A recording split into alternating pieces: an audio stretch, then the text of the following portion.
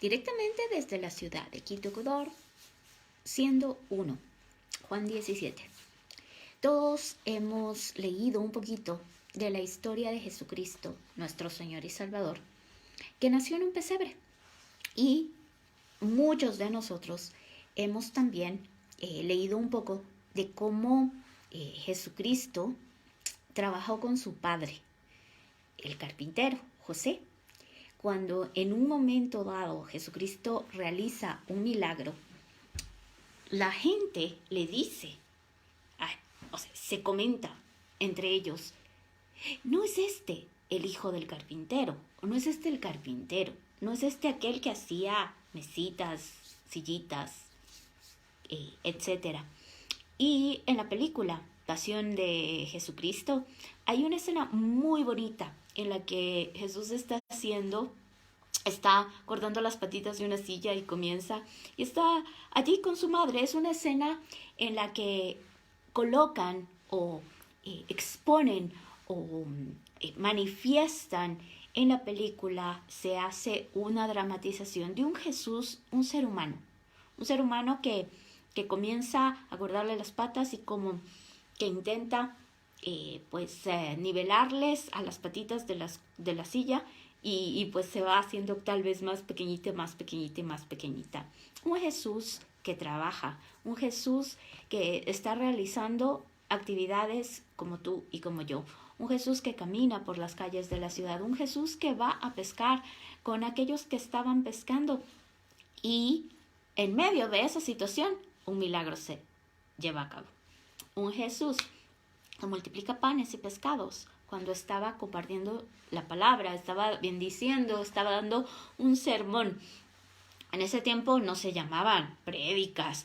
Él estaba compartiendo acerca de su Padre Celestial. Manifiesta en ese crucial sermón la bendición que tenemos, hija e hijo de Dios. Y menciona, benditos, bendecidos, dichosos, aquellos que son pacificadores porque somos llamados hija e hijo de Dios. Les había puesto el título, costos. En la página de Ebenezer Corporation, ustedes tienen algunos videos pequeñitos que les pueden ayudar en este tiempo que se están realizando muchas actividades económicas porque vienen estas festividades de Navidad. Y entonces es necesario que tengamos un poquito de practicidad, sí, pero también estar como prestos a no caer en cosas que no edifican. No edifican ni tu negocio, no edifican tu familia, no edifican tu sociedad. Y lo único que hacen es, en cierto punto, podrir tu corazón. Por eso, antes de que tú comiences a realizar alguna actividad económica, piensa un poquito más, como menciona la Biblia. Creo que en este punto de esta conversación, muchos de ustedes ya han visto los videos que están en esta página siendo uno o en la del corazón de Dios, el corazón de la gente, y han leído alguna parte o faceta de la Biblia, de la provisión sobrenatural que Jesucristo da cuando hay esta pesca milagrosa, de la multiplicación de panes y pescados en 2 ocasiones, en diferentes instancias, de inclusive el momento en el que le quieren cobrar los impuestos a Jesucristo y Jesús le dice a Pedro que vaya y saque el dinero de la boca de un pez. Son aspectos terrenales que también nos comparten un aspecto celestial, algo que Dios nos está hablando, algo que nuestro Padre Celestial está compartiendo con nosotros.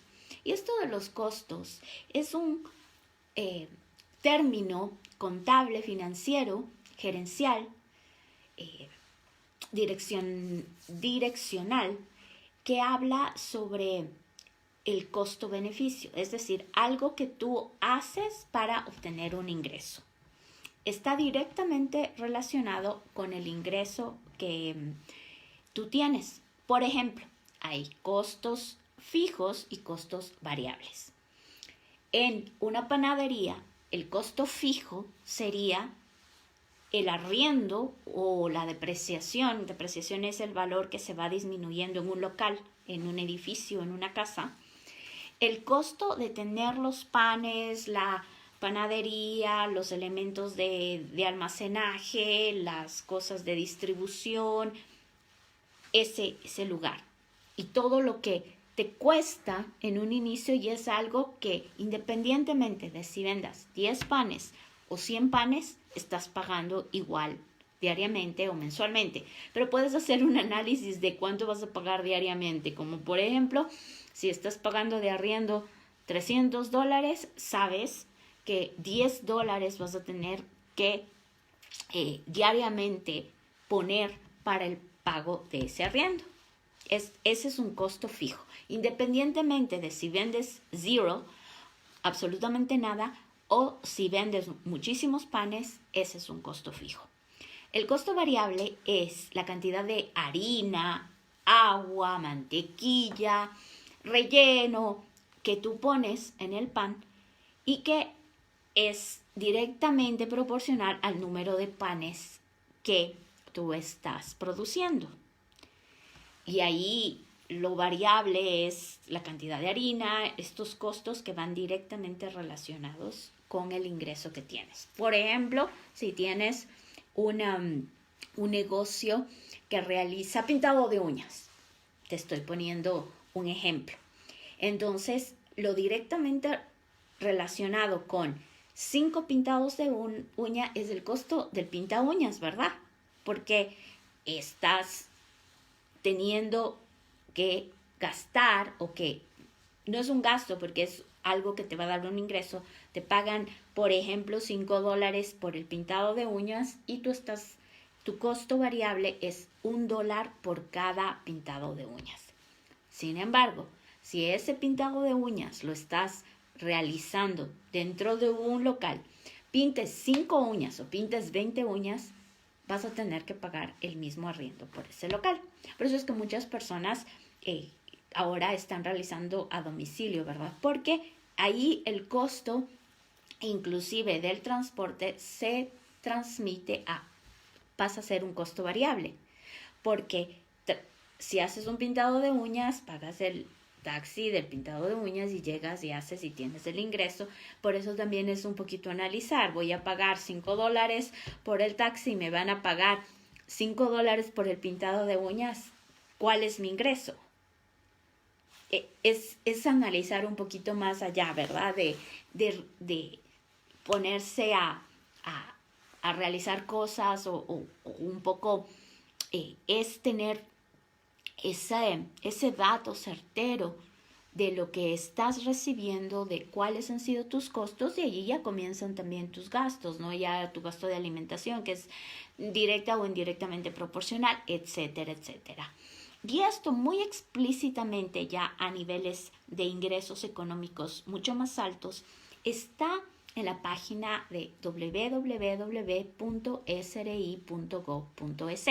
en donde te explican exactamente cuál es el monto máximo que tú puedes incluir en tus gastos de vivienda, en tus gastos de alimentación, en tus gastos de vestimenta, en tus gastos de movilización, en tus gastos de cultura, deporte, en tus gastos de comunicación.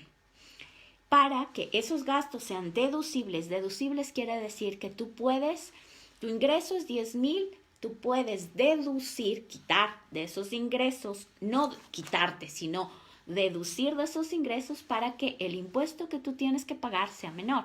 Y obviamente en muchos de los casos, al menos en este tiempo que se han disminuido los ingresos, no se paga el impuesto a la renta. Y como no tienes que pagar ese impuesto a la renta porque en realidad tus ingresos están mucho más reducidos, menores al valor que es legalmente para que tú tengas que pagar impuestos. Lo que sucede es que si tú has pagado impuestos, que en muchos de los casos de relación de dependencia, ¿qué es relación de dependencia? Cuando tú trabajas con un empleador y tienes un monto mensual, tienes un contratito y pagas al IES mensualmente casi el 10%, bueno, entre 9 y 10%, ¿verdad? Ahí tú te retienen, se llama, ¿qué es retención? De los 1,000 que ganas, te quedas con 20. Se queda el empleador con 20, pero no para el empleador, sino que le da al sistema de rentas internas como una anticipación al impuesto que tú tendrías que pagar. Pero como no tienes que pagar, tú pones tu resumen el primer día del siguiente año y dices, bueno, a mí me han retenido 20, 40, 60, 120, 180, 200, 400. El sistema de rentas internas, el sistema de rentas, porque lo que me retuvieron, lo que me decían de los 1,020 son de impuesto a la renta, eso me devuelven. Y ese es el impuesto a la renta que te devuelven cuando tú emites el informe de tus ingresos poniendo tus gastos y todo lo que has gastado. Son dos aspectos distintos. Uno, cuando tú estás siendo un trabajador en relación de dependencia, que te digo con contrato, que